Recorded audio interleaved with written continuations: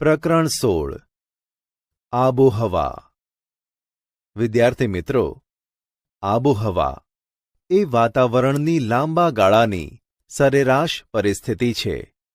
સામાન્ય રીતે જે તે પ્રદેશની 35 કે તેથી વધુ વર્ષોની વર્ષાઋતુ, ઉનાળા કે શિયાળાના સરેરાશ હવામાનની પરિસ્થિતિ પરથી તેની આબોહવા નક્કી કરવામાં આવે છે। ટૂંકમાં આબોહવા એ ઘણા વર્ષોની લાંબા સમયગાળાની હવામાનની વિવિધ પરિસ્થિતિઓની સરેરાશ છે। હવામાન એ વાતાવરણની ટૂંકા સમયગાળાની સરેરાશ પરિસ્થિતિ છે। દિવસ દરમિયાન કોઈ પણ સમયે હવામાન બદલાઈ શકે છે।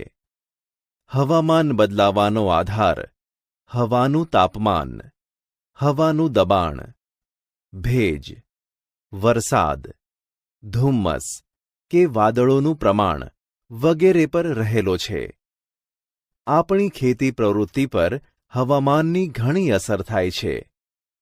ભારતીય હવામાન ખાતું સમગ્ર દેશનું રોજે રોજનું હવામાન દર્શાવતા નકશાઓ બહાર પાડે છે। ભારત આબોહવામાં ઘણી વિવિધતાઓ અને વિલક્ષણતાઓ ધરાવતો દેશ છે। પૃથ્વી સપાટીના કેટલાક પ્રદેશોમાં પવનની દિશા ઋતુ પ્રમાણે બદલાય છે। આમ ઋતુ પ્રમાણે દિશા બદલતા પવનોને મોસમી પવનો કહે છે। અરબી ભાષાનો મૂળ શબ્દ મોસીમ પરથી આ પવનોને મોસમી પવનો નામ આપવામાં આવ્યું છે। એશિયા ખંડમાં ભારત, શ્રીલંકા, બાંગ્લાદેશ, પાકિસ્તાન અને મ્યાનમાર મોસમી હવા અનુભવતા મુખ્ય દેશો છે। ઋતુ પરિવર્તન।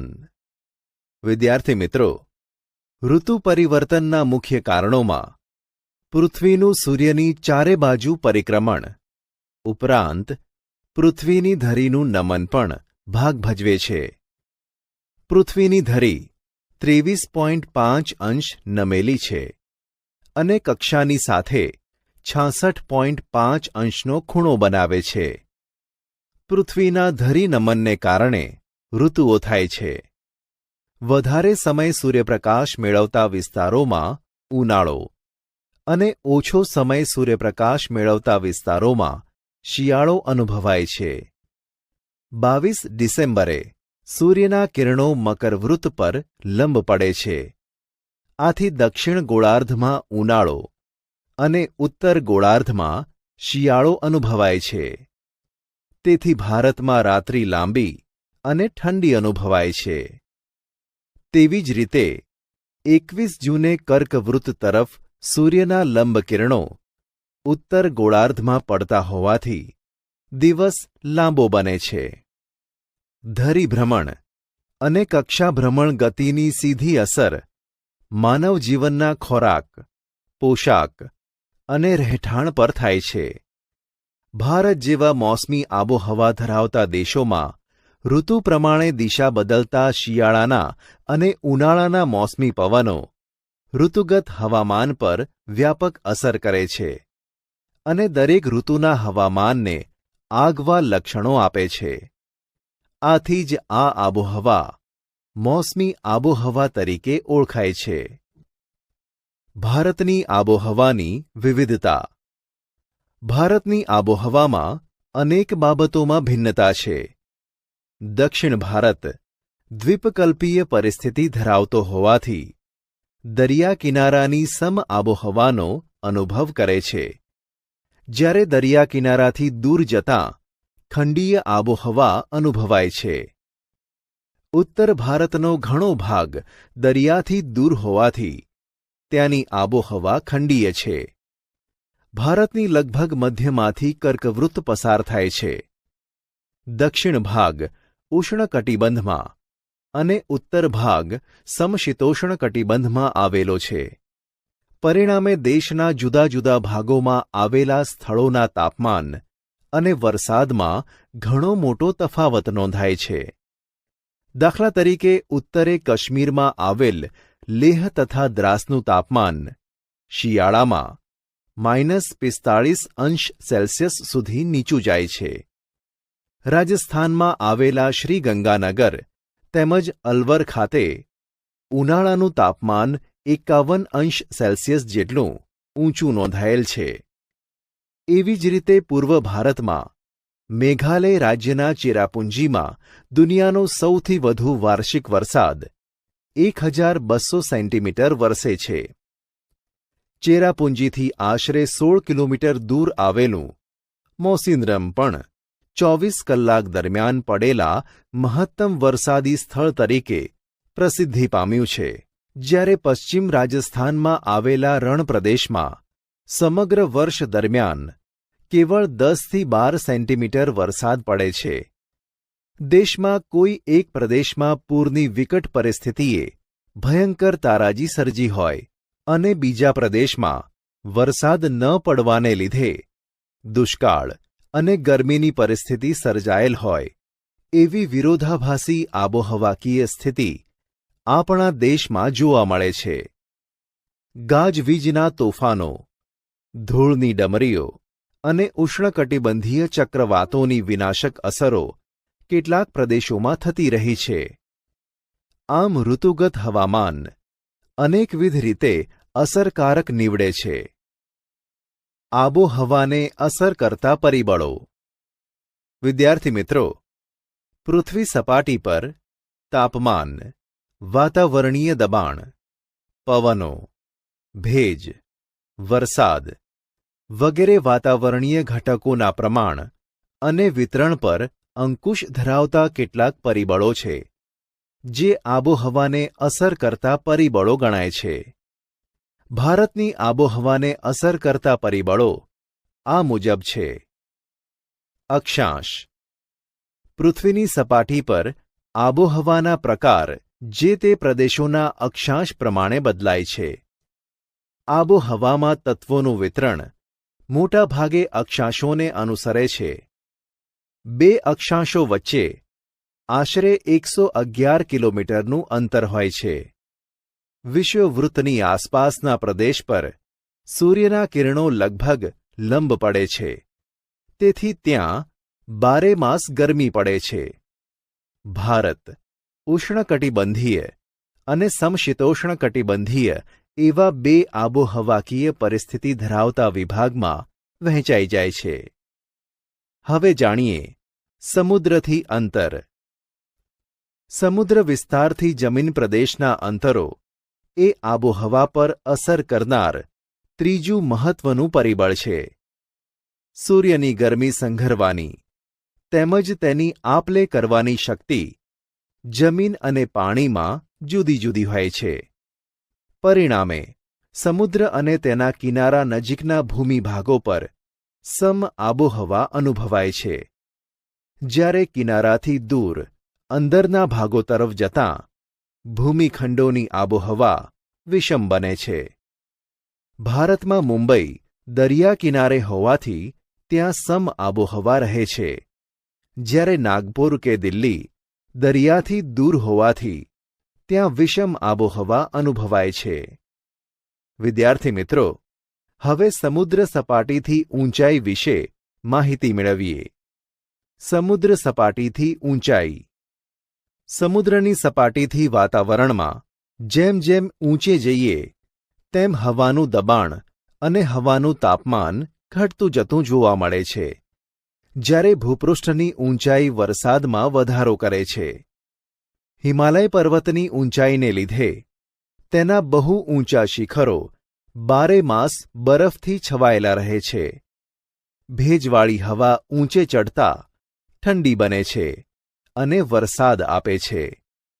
અસમ, મેઘાલયના પહાડી પ્રદેશોમાં તો જેમ ઊંચાઈ વધતી જાય તેમ વરસાદનું પ્રમાણ વધતું જોવા મળે છે.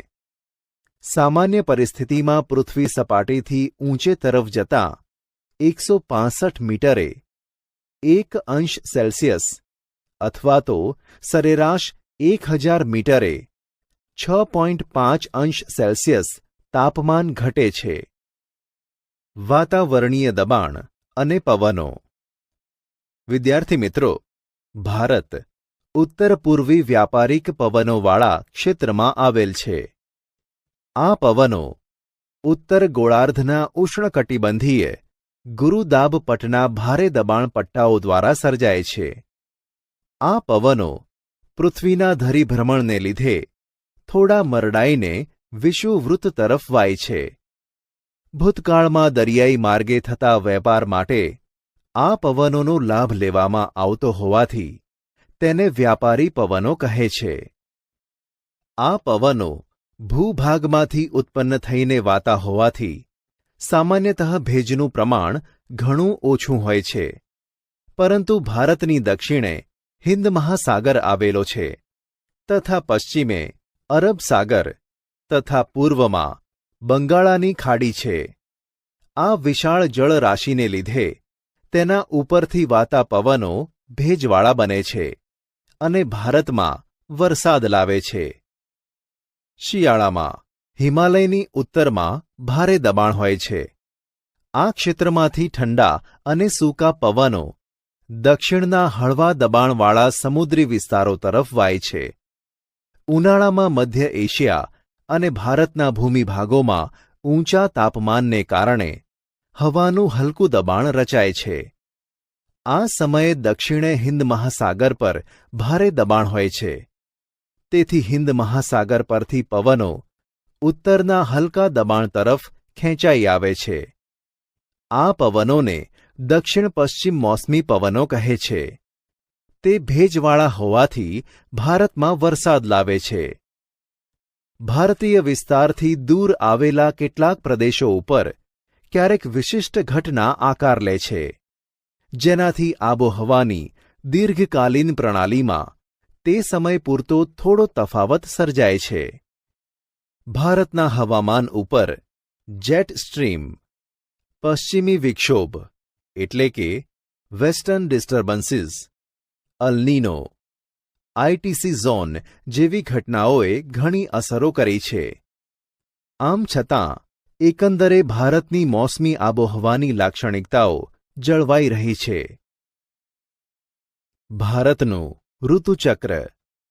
વિદ્યાર્થી મિત્રો, આપણા દેશમાં લગભગ બે માસના સમયગાળા દરમિયાન હવામાન લગભગ એક સરખું જ રહે છે. આ બે માસના સમયગાળાને ઋતુ કહીએ છીએ. ભારતમાં પરંપરાગત રીતે 6 ઋતુઓ ગણવામાં આવે છે: હેમંત, શિશિર, વસંત, ગ્રીષ્મ, વર્ષા અને શરદ. આ ઋતુઓમાં પણ નજીક આવતી 2 ઋતુઓમાં હવામાનની પરિસ્થિતિમાં બહુ મોટો તફાવત જોવા મળતો નથી. એટલે બે ઋતુઓને સાથે ગણી લઈએ તો વર્ષની મુખ્ય 3 ઋતુઓ જ ગણાય. પહેલી શીત ઋતુ, બીજી ઉષ્ણ ઋતુ, ત્રીજી વર્ષા ઋતુ. ભારતમાં ઋતુઓ સ્પષ્ટપણે બદલાતી અનુભવાય છે. શિયાળો બેસતા ઠંડીનો પ્રારંભ થાય છે. ઉનાળામાં ક્રમશઃ તાપમાનમાં વધારો થતો જાય છે. ચોમાસું બેસતા હવામાં ભેજ વધવા માંડે છે અને વરસાદ આવે છે. ભારત સરકારની દિલ્હી ખાતે આવેલી હવામાન ખાતાની કચેરીએ ભારતની આબોહવાના સંદર્ભમાં સમગ્ર વર્ષની 4 ઋતુઓમાં વહેંચણી કરી છે. 1. શીત ઋતુ, શિયાળો, ડિસેમ્બરથી ફેબ્રુઆરી. 2. ઉષ્ણ ઋતુ, ઉનાળો, માર્ચથી મે. 3. વર્ષા ઋતુ, ચોમાસું, જૂનથી સપ્ટેમ્બર. 4. નિવર્તન ઋતુ, પાછા ફરતા મોસમી પવનોની ઋતુ, ઓક્ટોબરથી નવેમ્બર. શીત ઋતુ, ડિસેમ્બરથી ફેબ્રુઆરી. ભારતમાં ડિસેમ્બરથી ફેબ્રુઆરી 3 માસના સમયગાળાને શીત ઋતુ કે શિયાળો ગણવામાં આવે છે. 22 સપ્ટેમ્બરથી 21 માર્ચ સુધી સૂર્યના કિરણો દક્ષિણ ગોળાર્ધમાં સીધા પડે છે. ભારત ઉત્તર ગોળાર્ધમાં આવેલો હોવાથી ડિસેમ્બરથી ફેબ્રુઆરી સુધી સૂર્યના ત્રાંસા કિરણોની અસર હેઠળ રહેવાથી ઓછું તાપમાન અનુભવાય છે. મધ્ય એશિયામાંથી ભારત તરફ દક્ષિણ પૂર્વ દિશાના પવનો વાય છે. આ પવનો સૂકા અને ઠંડા હોય છે, તેથી હવામાન સૂકું અને ઠંડુ હોય છે. આ ઋતુ દરમિયાન આકાશ સામાન્ય રીતે વાદળા વગરનું સ્વચ્છ હોય છે. ઉત્તર પૂર્વ ભારત પ્રમાણમાં વધુ ઠંડો રહે છે, કારણ કે તે સમુદ્રથી વધુ દૂર આવેલો છે અને તેનો અમુક ભાગ રણપ્રદેશ છે. શિયાળામાં આ પ્રદેશ ઉપર હવાનું ભારે દબાણ તૈયાર થાય છે. આથી પવનની દિશા બદલાય છે. અહીંના ભારે દબાણમાંથી ઠંડા અને સૂકા પવનો ઉદ્ભવે છે. આ પવનો જ્યાં જ્યાં પહોંચે છે ત્યાં તાપમાનમાં ઘટાડો કરે છે. દિલ્હીનું શિયાળાનું તાપમાન ઘણીવાર 10 અંશ સેલ્સિયસ કરતાં પણ નીચું જાય છે. અલ્હાબાદમાં 16 અંશ સેલ્સિયસ અને કોલકાતામાં 18 અંશ સેલ્સિયસ તાપમાનની આસપાસ રહે છે. આ સમયે હિમાલયમાં તાપમાન અત્યંત ઓછું હોય છે. શિમલા, દાર્જિલિંગનું જાન્યુઆરી માસનું તાપમાન 5 અંશ સેલ્સિયસ જેટલું હોય છે. હિમાલયમાં જ્યારે હિમવર્ષા થાય છે ત્યારે ત્યાંથી ઠંડી અને ભારે હવા ઉત્તર ભારતના મેદાન તરફ ધસી આવે છે. પરિણામે આ મેદાનો સહિત રાજસ્થાન અને ગુજરાતમાં ઠંડીનું મોજું ફરી વળે છે. તાપમાનમાં એકાએક ઘટાડો થાય છે. કેટલાક ભાગોમાં હિમ પડતા કપાસ જેવા પાકને નુકસાન પણ થાય છે. અલબત્ત શીત ઋતુમાં ઊંચા પર્વતીય વિસ્તારો સિવાય ભારતમાં તાપમાન ઠાર બિંદુથી નીચું જતું નથી, કારણ કે હિમાલયની ગિરિમાળાઓ મધ્ય એશિયા તરફથી આવતા અતિશય ઠંડા પવનોને રોકે છે અને ભારતને સખત ઠંડીથી બચાવે છે. વિદ્યાર્થી મિત્રો, શિયાળા દરમિયાન ઉત્તર ભારત કરતાં દક્ષિણ ભારતની પરિસ્થિતિ જુદી છે. દક્ષિણ ભારત ઉષ્ણકટિબંધમાં આવેલો છે, વિષુવવૃત્તની નજીક છે તથા દ્વીપકલ્પીય આકાર ધરાવે છે. તેના અંદરના ભાગમાં આવેલા પ્રદેશો સમુદ્રથી વધુ દૂર નથી, તેથી અહીં શિયાળામાં ઉત્તર ભારત જેવી કાતિલ ઠંડી અનુભવાતી નથી. હિમવર્ષા થતી નથી. તાપમાન પણ ઘણું નીચું જતું નથી. દાખલા તરીકે, જાન્યુઆરી માસમાં કોચીનનું તાપમાન 26 અંશ સેલ્સિયસ, મદુરાઈનું 25 અંશ સેલ્સિયસ અને ચેન્નઈનું તાપમાન 24 અંશ સેલ્સિયસ હોય છે. જો કે દક્ષિણ ભારતમાં પહાડી સ્થળો શિયાળામાં નીચા તાપમાનનો અનુભવ કરે છે. દક્ષિણથી ઉત્તર તરફ જતાં તાપમાનમાં ઘટાડો થતો જાય છે. ભારતમાં શિયાળો ખૂબ જ સ્ફૂર્તિદાયક અને આરોગ્યવર્ધક હવામાનનો ઋતુગાળો ગણાય છે. લાંબી અને ઠંડી રાત્રિને કારણે વહેલી સવારે ઝાકળ અને ધુમ્મસ ઘણા ભાગમાં અતિ સામાન્ય છે. દિવસો ટૂંકા અને રાત્રિ લાંબી હોય છે. શિયાળામાં જમીન પરથી વાતા સૂકા પવનો સામાન્ય રીતે વરસાદ લાવતા નથી, પરંતુ ઉત્તર પૂર્વના મોસમી પવનો બંગાળાની ખાડી ઓળંગીને આવતા હોવાથી ભેજ લઈને આવે છે. આ ભેજવાળા પવનો કોરોમંડલ તટ ઉપર વધુ વરસાદ આપે છે. ઉત્તર પૂર્વ ભારતમાં પશ્ચિમી વિક્ષોભ તથા વંટોળને લીધે થોડો વરસાદ પડે છે. પંજાબ તથા હરિયાણામાં આ વરસાદ રવિ પાક માટે ખૂબ જ અનુકૂળ બને છે. આ પવનો ક્યારેક ગુજરાતમાં પણ વરસાદ આપે છે. સમયે પડતા આ વરસાદને કમોસમી વરસાદ એટલે કે માવઠું કહે છે. ગ્રીષ્મ ઋતુ માર્ચથી મે. ભારતમાં માર્ચથી મે સુધીનો સૂકો અને ગરમ હવામાનવાળો ઋતુગાળો ઉનાળો કહેવાય છે. માર્ચથી મે મહિના સુધી ભારતના જમીન ભાગો પર સૂર્યના લંબ કિરણો દક્ષિણથી ઉત્તર ક્રમશઃ પડતા જાય છે. તેથી ભૂમિભાગો વધુને વધુ ગરમ થતા જાય છે. તાપમાન સતત ઊંચું થતું જાય છે. માર્ચ મહિનો દક્ષિણ ભારત માટે સૌથી વધુ ગરમ હોય છે. આ સમયે ત્યાં કેટલાક સ્થળોનું તાપમાન 40°C જેટલું ઊંચું રહે છે, જ્યારે એપ્રિલ મે મહિનાઓ દરમિયાન મધ્ય અને ઉત્તર પશ્ચિમ ભારત સૌથી વધુ ગરમીનો અનુભવ કરે છે.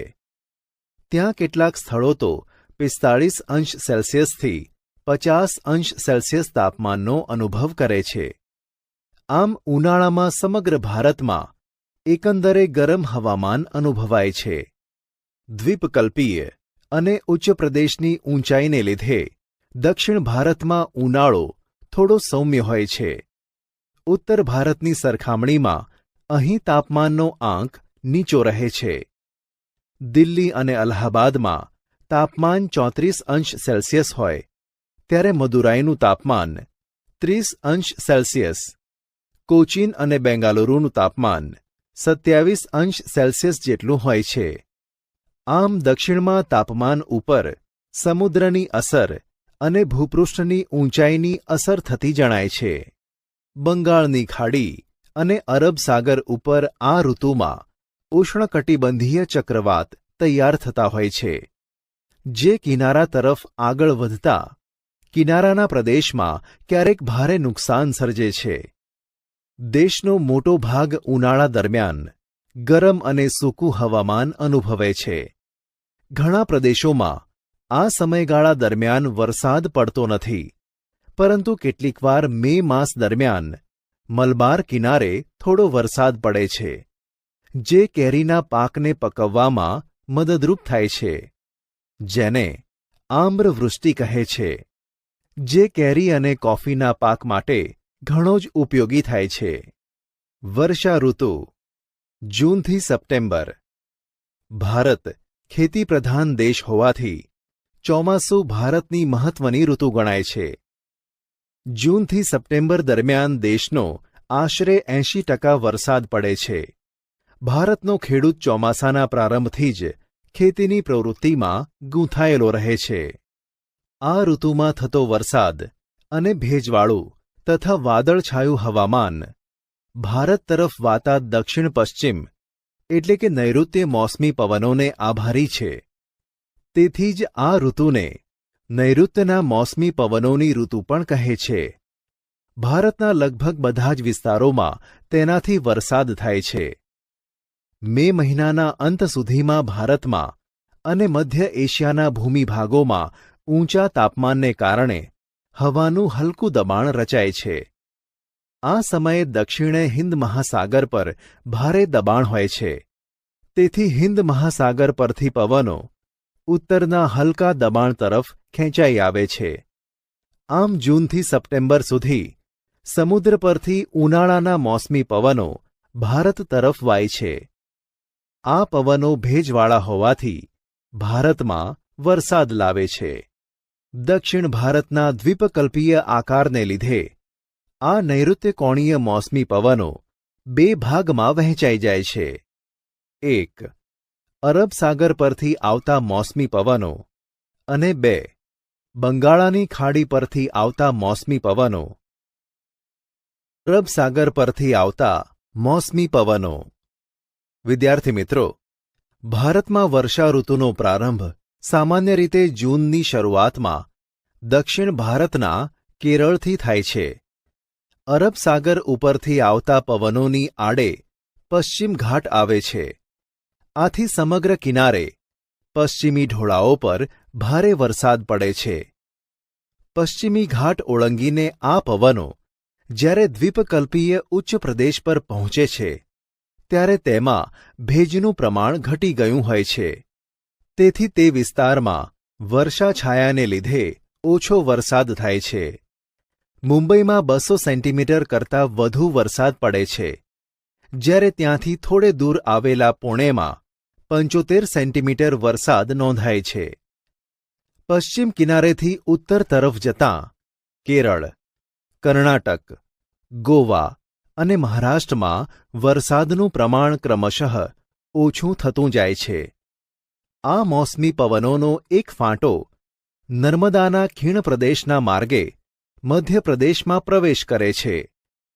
પવનના આ ફાંટા સાથે આગળ જતાં બંગાળાની ખાડી પરથી આવતા પવનો ભળી જાય છે. આ ઉપરાંત અરબ સાગરના પવનોનો એક ફાંટો ગુજરાત, સૌરાષ્ટ્ર અને કચ્છ ઉપરથી પસાર થઈને રાજસ્થાન તરફ આગળ વધે છે. ગુજરાતમાં વધુ ઊંચા પર્વતો કે ગીચ જંગલો નથી. આથી આ પવનોમાં રહેલા ભેજનું સંપૂર્ણપણે ઘનીભવન થવાની શક્યતા ઓછી રહે છે. તેથી ગુજરાતમાં ઓછો વરસાદ પડે છે. ગુજરાતમાં વરસાદ વરસાવીને આ પવનો રાજસ્થાનમાં પ્રવેશ કરે છે ત્યારે ભેજનું પ્રમાણ ઘણું જ ઓછું હોય છે. આથી રાજસ્થાનમાં ઘણો ઓછો વરસાદ થાય છે. રણ વિસ્તારમાં તો 10 સેન્ટીમીટર કરતાં પણ ઓછો વરસાદ પડે છે. બંગાળાની ખાડી પરથી આવતા મોસમી પવનો. વિદ્યાર્થી મિત્રો, બંગાળાની ખાડી પરથી વાતા મોસમી પવનોનો બીજો ફાંટો સૌ પ્રથમ પશ્ચિમ બંગાળામાં પ્રવેશ કરે છે અને ત્યાંથી વધુ આગળ વધીને મેઘાલય સુધી પહોંચે છે. આ પવનોમાં ભેજનું પ્રમાણ વધારે હોય છે. આ પવનોને લીધે મેઘાલયમાં ઘણો વરસાદ પડે છે. અહીં ગારો, ખાસી અને જૈંતિયા ટેકરીઓના ઢોળાવો ઉપર અતિ ભારે વરસાદ પડે છે. પશ્ચિમ તરફ ફંટાતા પવનોની દિશા બદલાતા તેઓ હવે દક્ષિણ પૂર્વ દિશાના બને છે અને પશ્ચિમ બંગાળા, બિહાર, ઉત્તર પ્રદેશ થઈને પંજાબ અને હરિયાણા સુધી પહોંચે છે. આ પવનોમાં ભેજનું પ્રમાણ ઘટતું જાય છે, જેથી આ પવનોના માર્ગમાં પ્રથમ આવનાર પ્રદેશોમાં સૌથી વધારે અને અંત આવનાર પ્રદેશોમાં ક્રમશઃ ઓછો વરસાદ વરસે છે.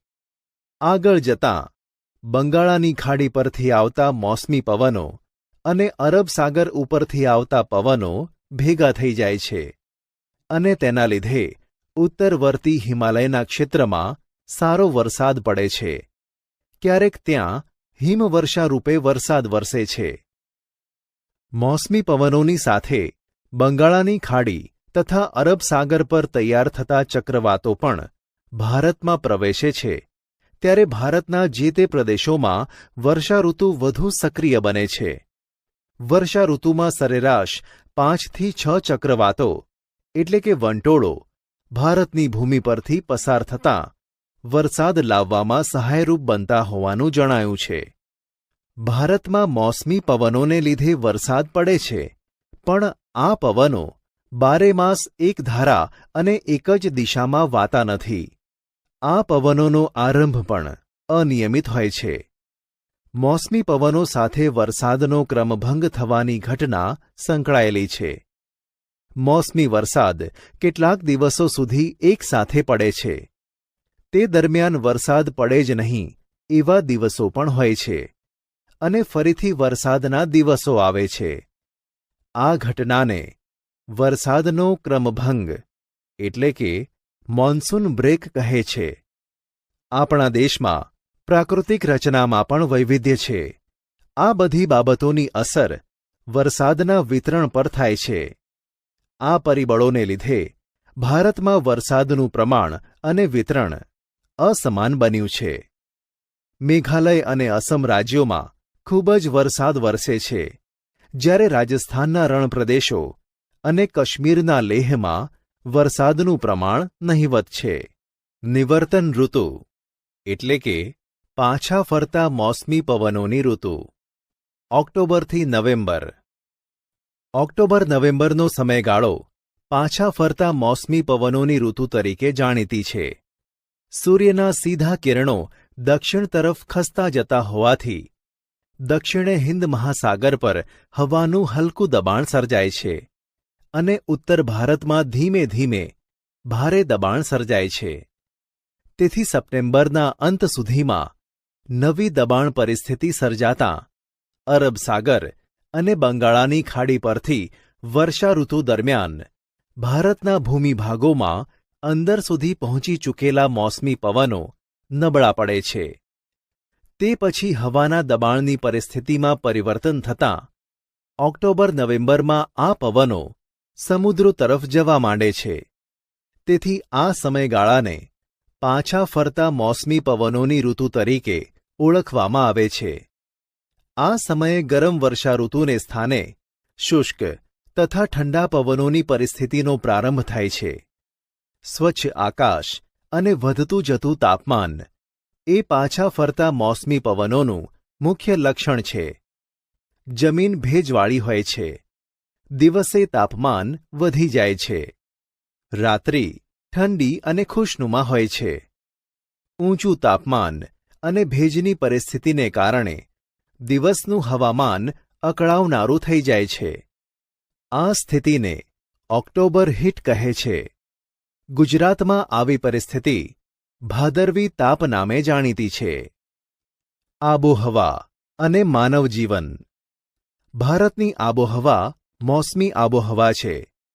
આ મોસમી પવનોનું મુખ્ય લક્ષણ તેની અનિયમિતતા અને અનિશ્ચિતતા ગણાય છે, જેની ઘેરી અસરો ભારતની આબોહવા પર તથા લોકોના ખાનપાન, રહેણીકરણી, સ્વભાવ અને ખેતી પ્રવૃત્તિ પર પડે છે. એમાંય વિશેષ કરીને ભારત ખેતીપ્રધાન દેશ હોવા ઉપરાંત મોસમી આબોહવાના સંપૂર્ણ અંકુશ હેઠળ છે. તેથી મોસમી પવનોની બધી જ અનિશ્ચિતતાઓની અસરો ભારતની ખેતી પર તથા ભારતના લોકજીવન પર વર્તાય છે. આબોહવાની માનવ જીવન પર મુખ્ય અસરો આ પ્રમાણે છે. ભારતમાં વર્ષના મોટા ભાગના સમય દરમિયાન તાપમાન ઊંચું રહેતું હોવાથી ખેતીના વિવિધ પાકો લઈ શકાય છે. પરંતુ વરસાદની અનિયમિતતાએ ઉત્પાદન અનિશ્ચિત બનાવી દીધું છે. જૂનથી સપ્ટેમ્બરના ગાળામાં જ મોટાભાગનો વરસાદ પડી જતાં સિંચાઈની સગવડ ન હોય ત્યાં માત્ર વરસાદને આધારે એક જ પાક લઈ શકાય છે.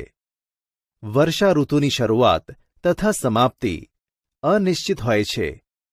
તેથી ખેતીને ઘણીવાર યોગ્ય સમયે વરસાદી પાણી મળતું નથી. આવા વિલંબથી બિયારણ કે પાક બળી જાય છે. તેથી ખેત ઉત્પાદનને અસર પહોંચે છે.